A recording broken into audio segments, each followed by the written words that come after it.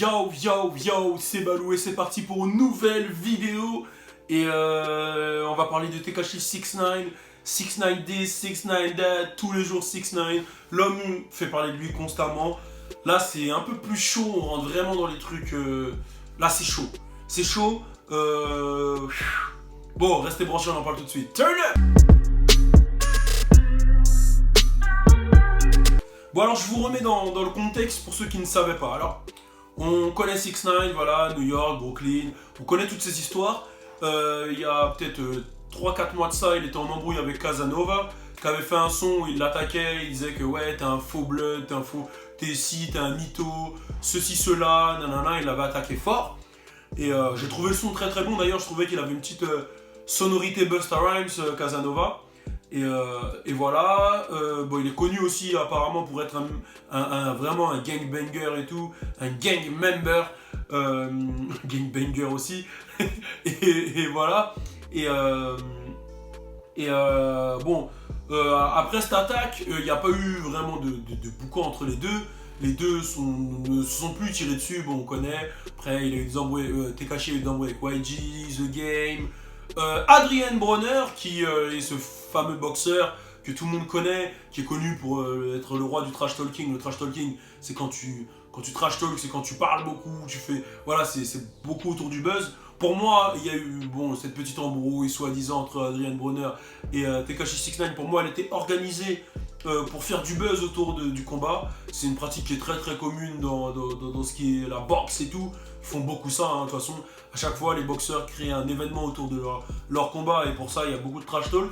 Bon, on en a un qui est spécialiste en France, c'est Carteron. Il sait faire parler de ses combats, c'est-à-dire que t'aimes ou t'aimes pas Carteron, tu vas quand même essayer de savoir s'il a gagné ou perdu. Et ça, c'est dû à cette communication autour. Donc voilà, pour moi, c'était de la communication. Et il se trouve que voilà, ça s'est passé au Barclays Center, le combat. Et l'équipe de Tekashi y a été, et l'équipe de Casanova y a été aussi. Et il y a eu des coups de feu, un calibre 32 apparemment. Attention, je fais le connaisseur, je connais rien en armes. Alors moi, les armes, je connais rien du tout. Mais apparemment, il y a eu des coups de feu. Et selon TMZ, ça serait l'équipe de Tekashi, comme il le dit, Trey Ray. Voilà, Trey Ray, c'est son équipe, etc. Qui aurait tiré sur l'équipe de Casanova. Personne n'a été touché, mais c'est déjà très très chaud. Parce que bon, les keufs sont arrivés, ils ont attrapé personne, ils ont retrouvé un gun. Voilà, on n'en sait pas trop. Mais vous savez que voilà, ça va très très loin dans le sens où ce genre d'acte, il y a automatiquement des répercussions.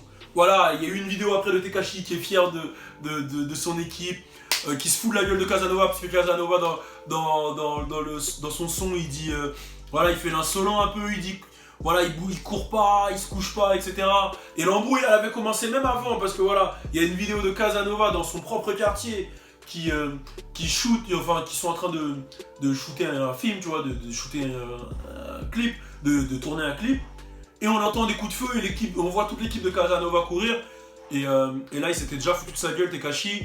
Là derrière maintenant son équipe qui tire sur l'équipe de Casanova, apparemment toute l'équipe s'est mise au sol, ils ont eu chaud et tout, ce qui est une réaction humaine, hein. Moi on me tire dessus, je suis le premier à courir frère, voilà. Et du coup, bah il s'est un peu foutu de leur gueule après, il a dit ouais, c'est comme ça qu'on fait, c'est comme ça qu'on mob, c'est comme ça qu'on voilà, c'est en gros, voilà, mob. Bon, c'est pour dire que t'es un gangster, ça veut dire money over bitches, mais ça peut vouloir dire plein d'autres choses. Il y a plein de significations, mais ça signifie, voilà, que quand t'es en mode, quand tu t'es mobbing, c'est quand tu fais du sale, tu vois.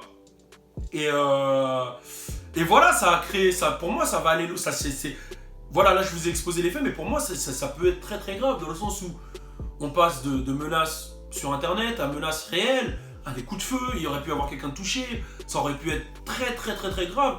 Et pour moi, ça va entraîner des répercussions des deux camps. Ça veut dire que le camp de Casanova, il va forcément vouloir se venger. Donc forcément, il va y avoir des shootbacks, comme ils disent. Les keufs, ils vont vouloir savoir qui a tiré. Donc sûrement que quelqu'un de l'équipe de Tekashi va béton. Et puis, comme l'a dit Domis Life, Bobby Shmurda, c'est un peu comme ça qu'il est béton. C'est dû à des affiliations, etc. Donc je le souhaite pas à Tekashi 69. Mais j'ai l'impression que, comme il le dit Charlemagne, tu sais, rentrer dans ce jeu de gangsta et tout, ça peut se retourner contre toi et tu peux vite mourir et ça peut vite tourner mal, tu vois. Et je le souhaite pas. Et même si mon gars Fodjé dit qu'il faut que ça arrive pour l'histoire, je suis pas trop d'accord parce que 6ix9ine, perdre quelqu'un c'est grave.